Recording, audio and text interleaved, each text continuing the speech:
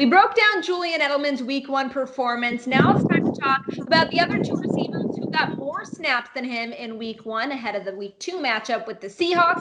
I'm Sierra Goodwill here with Evan Lazar outside of a windy Gillette Stadium. Just had eyes on the Patriots practice, second to last before they fly out west. Let's talk about NKeal Harry, because Cam Newton in his press conference with the media on Wednesday really went on and on about how he's trying to get NKeal under his wing and get him to be the best player he could possibly be. What do you think that says about Harry's potential, especially with Cam Newton putting in all that effort?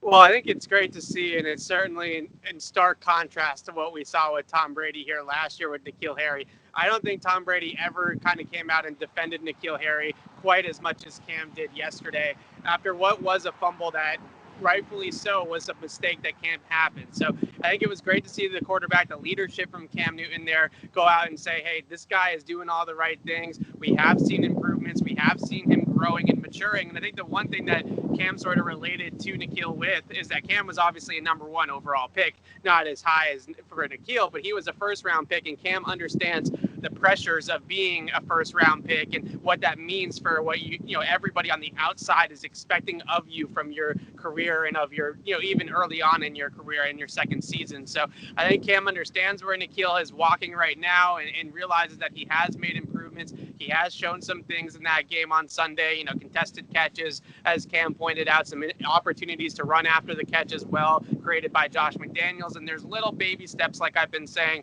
of improvements from NKeal Harry. We're just kind of waiting for that big breakout moment. Well, let's shift focus now to Damiere Byrd, because he played the most snaps out of any wide receiver in Week 1, but he wasn't targeted even once. So was it an issue with him not being able to get open, or can we expect that to change moving forward? Well, I think the biggest thing is with Damiere Byrd is that you have to realize that he's a deep threat receiver. So he's not going to separate on 10 different routes in a game and be that possession type of guy. So 2 to 3 plays down the field to Damiere Byrd is a good day for him, right? You hit 160-yard bomb for a touchdown, and that goes a long way. So there's a couple instances, 2 instances in particular that I put up on my Twitter, where Damiere Byrd did separate over the top deep. One play was out of a bunch formation.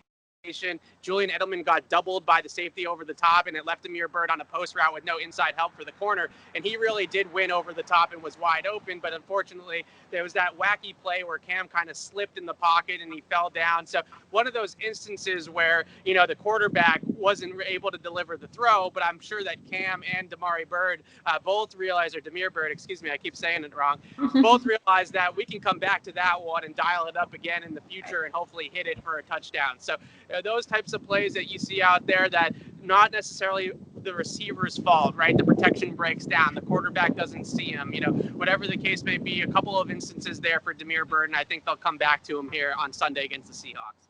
Well, for all of our Patriots coverage leading up to that game, you can find it on our website at CLNSmedia.com, and as always on our YouTube channel at Patriots Press Pass.